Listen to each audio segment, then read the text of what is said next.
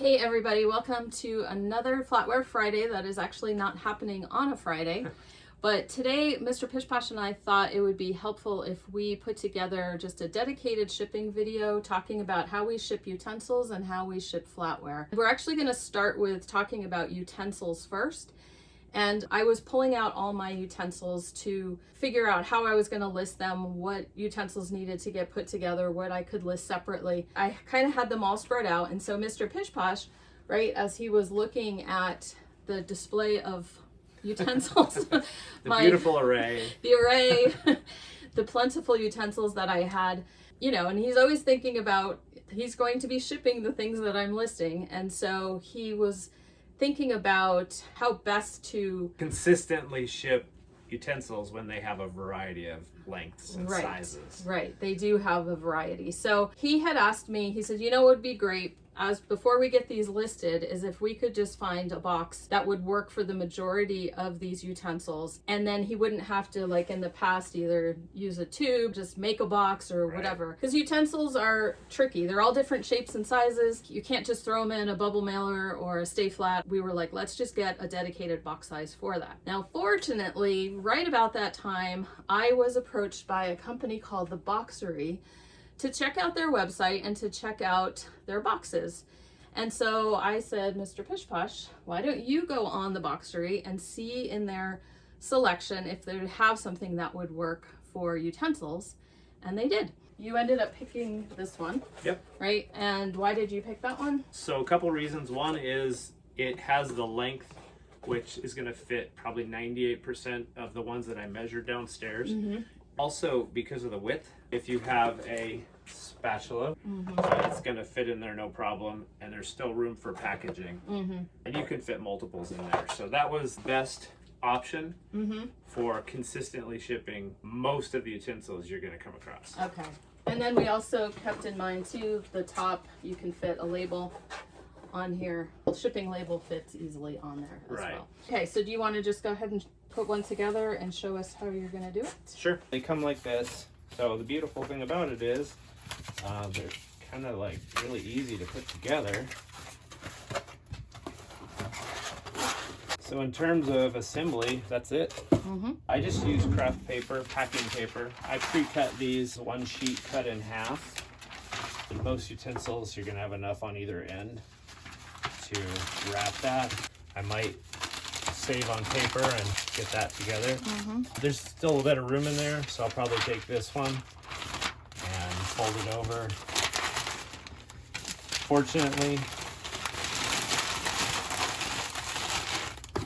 so I'm not too worried about them getting damaged. And that's it. Then Easy peasy. it's actually the fastest and easiest way I've ever shipped a utensil. And then you would tape the bottom.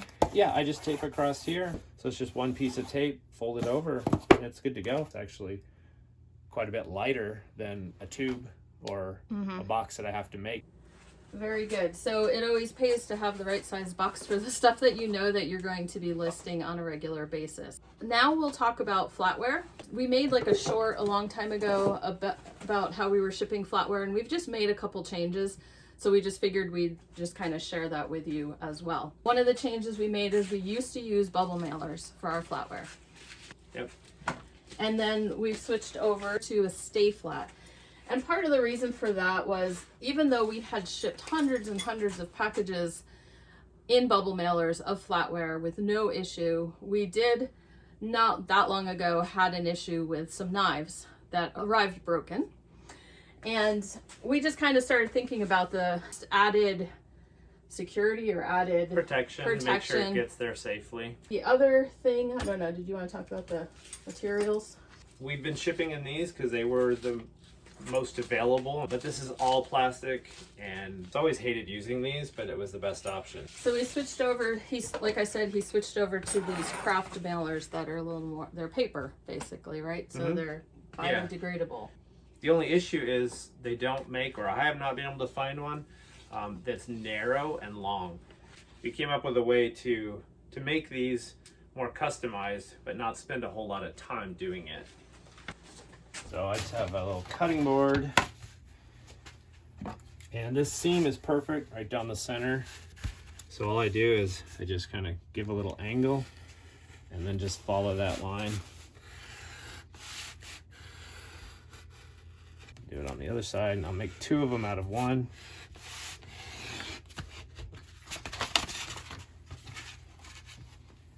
So now we've got 2.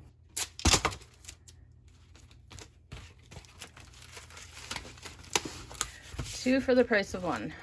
And I double tape this because I don't want it to shear once I put the stress in it. But yeah, at that point you have a nice long one. And you know, if I have something that's really short, I may cut it down and fold it over. But you don't have to, because the weight and the size isn't going to change enough. And so same thing, what are you using to wrap? Same thing, just craft paper. I have these pre-cut. So I'll just take a sheet and I'll cut it based on the length of whatever it is. And so I'll just wrap this.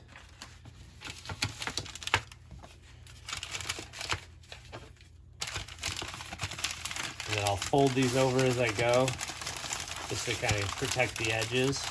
Same thing with, you know, knives or whatever it is. With knives, I'll go back and forth so that it ends up being a uniform size. And yeah, then pretty much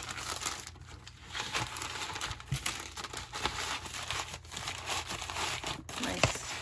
I'll tape this because I don't trust that. Sometimes if there's a lot of tension, I'll tape this as well.